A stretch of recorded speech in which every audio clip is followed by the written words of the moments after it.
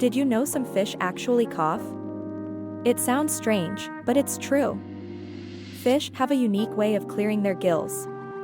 When they get something stuck, like debris or parasites, they expel water forcefully, creating a sound that resembles a cough. This behavior is crucial for their health, helping them breathe easier in their underwater world.